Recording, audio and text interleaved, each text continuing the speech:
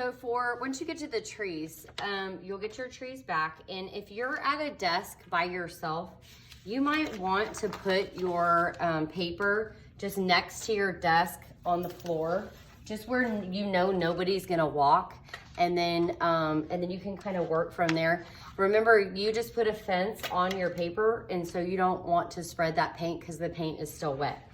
So what you're gonna do is you're gonna pick how many trees you want to add. I think in the lesson it says between 3 and 5 trees. So you wanna kind of pick the good ones. So I'm gonna start cutting, and of course trees have texture. So if the lines aren't completely straight, that's okay. I cut out on both sides. And there we go. Now, when we looked at the artwork on the example, we noticed that the bottom of the tree has a rounded line, which means it makes kind of a U shape. And it doesn't have to be a drastic U. So what I do is look at the tree, decide which part is gonna be in my snow, and I just very carefully cut a little U, and it doesn't have to be very much, but just a little U in the bottom, and that's gonna be in my snow, okay? And then I can either go to the floor and you're welcome to sit on the floor to do that. If you're sitting at a desk, that's totally fine. And then I'm gonna figure out where I want to add it to my artwork.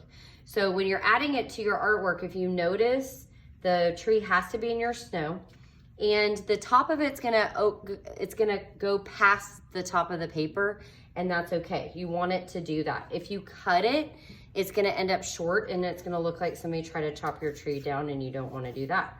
So then what I do is I add some dots of glue on the back, and I'm gonna add it to my artwork. Okay, and I'm not gonna trim it. I'm just gonna keep going. I'm gonna add at least 2 to 3 to 4 more trees to my artwork. Some of your trees can be closer together and some of them can be farther apart as long as they're in the snow.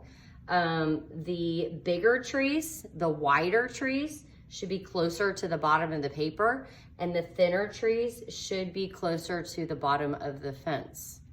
If you think about it, it doesn't really make sense if there's a tree above the bottom of the fence.